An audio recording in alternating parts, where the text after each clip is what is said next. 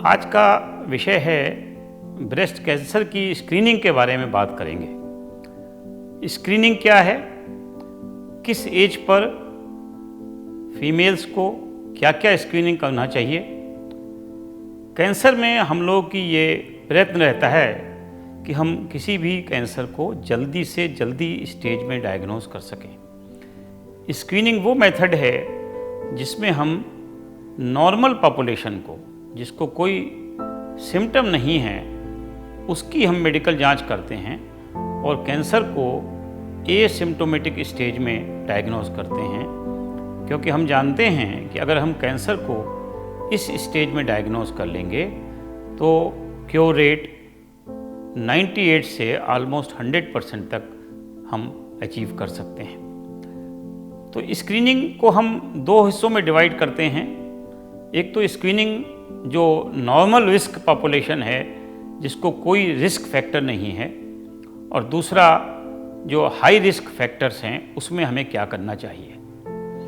तो high risk population ये है कि किसी को पहली प्रेगनेंसी 30 साल के बाद हुई हो, जिसको पीरियड्स बहुत जल्दी शुरू हो गए हों और ख़त्म बहुत देर से हुए हों। मेरा कहने का मतलब ये है कि पीरियड सपोज़ किसी को 12 साल की उम्र पे शुरू हो गए हों और 55 साल की उम्र तक चले हों, या किसी को 16 साल की उम्र पे शुरू हुए हों और 45 साल की एज पे तक चले हों। तो 16 से 45 तक जिसके पीरियड्स चले हैं उसको रिस्क कम है, जबकि जिसके पीरियड्स 12 साल से लेके 55 साल तक चले हैं उसको रिस्क ज़्यादा है। माँ ने अपने बच्चे को दूध न पिलाया हो। सबसे इम्पॉर्टेंट जो रिस्क फैक्टर है वो family history of breast cancer है, कि किसी की माँ को, किसी की बहन को, किसी की बुआ को या मौसी को ब्रेस्ट कैंसर हुआ हो तो वो हाई रिस्क कैटेगरी में आते हैं। उसमें इम्पॉर्टेंट चीज़ ये होती है कि जो फर्स्ट डिग्री रिलेशंस हैं उनको किस उम्र पे ब्रेस्ट कैंसर हुआ है। अगर किसी को 70 साल की उम्र पे हुआ है और एक किसी को 45 साल की उम्र पे हुआ है, तो जब फर्स्ट डिग्री रिलेशन को 45 साल की उम्र पे ब्रेस्ट कैंसर हुआ है तो डेफिनेटली सिबलिंग्स को, जो बच्चे हैं, उनको रिस्क ज़्यादा है।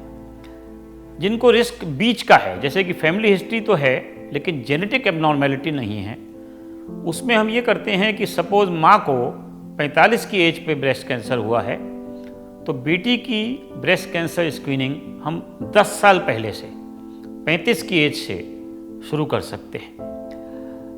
वो पेशेंट जिनमें ब्रेस्ट कैंसर का रिस्क बहुत ज़्यादा हाई है, जेनेटिक एबनॉर्मेलिटी है, उन सेलेक्टेड केसेस में ब्रेस्ट MRI भी हम स्क्रीनिंग टूल की तरह यूज़ करते हैं।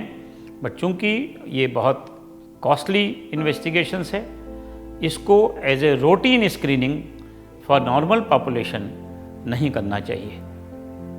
तीसरा जो अक्सर पेशेंट हमसे पूछते हैं, डॉक्टर साहब मुझे ब्रेस्ट कैंसर हुआ है, मेरी बेटी को कितना रिस्क है। इसमें एक तो ये फैमिली रिस्क हो गया, एक कुछ पर्टिकुलर टाइप के कैंसर या किसी पर्टिकुलर एज पे जो कैंसर हुआ हो तो हम लोग जेनेटिक टेस्टिंग करते हैं।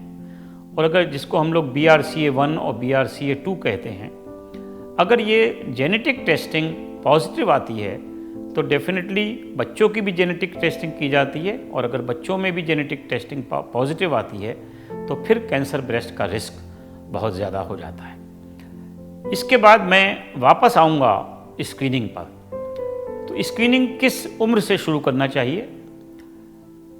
20 से 40 साल की उम्र के बीच में नॉर्मल कोर्स में किसी इन्वेस्टिगेशन की ज़रूरत नहीं है। ब्रेस्ट कैंसर 40 के बाद डेफिनेटली थोड़ा ज़्यादा होने लगता है, और सबसे जो कॉमन मेथड ऑफ स्क्रीनिंग है वो है mammography. Breast imaging society of India ने ये अपनी रिकमेंडेशन दी है कि 40 के बाद हर स्त्री को जो नॉर्मल रिस्क पर भी है वो साल में एक दफ़ा मैमोग्राफी ज़रूर कराना चाहिए।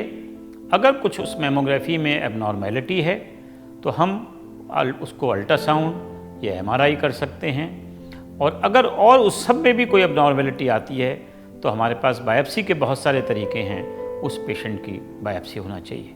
तो इस तरह 40 से करीब 69 साल तक, 70 साल तक साल में एक दफ़ा मैमोग्राफी ज़रूर होना चाहिए।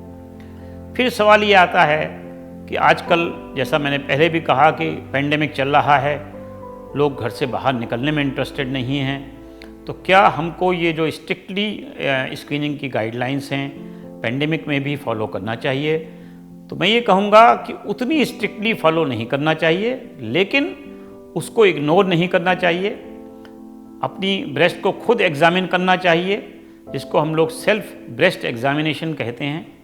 सेल्फ ब्रेस्ट एग्जामिनेशन हालांकि एज ए स्क्रीनिंग टूल आज यूज़ नहीं किया जाता है, लेकिन इसका बहुत महत्व है ब्रेस्ट के अवेयरनेस के लिए।